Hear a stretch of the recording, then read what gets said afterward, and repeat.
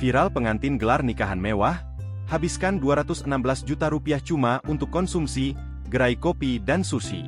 Beredar di media sosial sebuah video yang memperlihatkan pasangan pengantin bagikan budget nikahan mewah.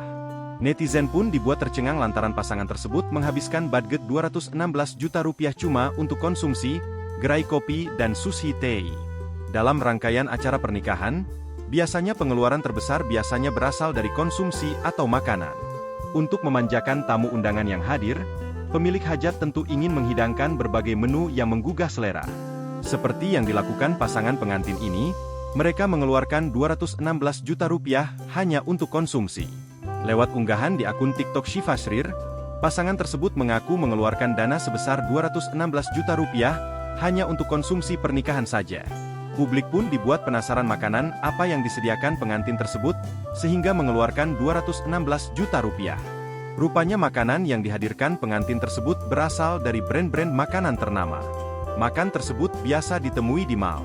Tak heran jika pengantin tersebut mengeluarkan uang hingga ratusan juta. Lewat unggahan di akun TikTok-nya, pemilik akun bernama Shiva membagikan ceritanya. Dalam unggahan tersebut, diperlihatkan setiap gubukan yang ada dalam acara pernikahan Shiva. Download Tribun X sekarang, menghadirkan lokal menjadi Indonesia.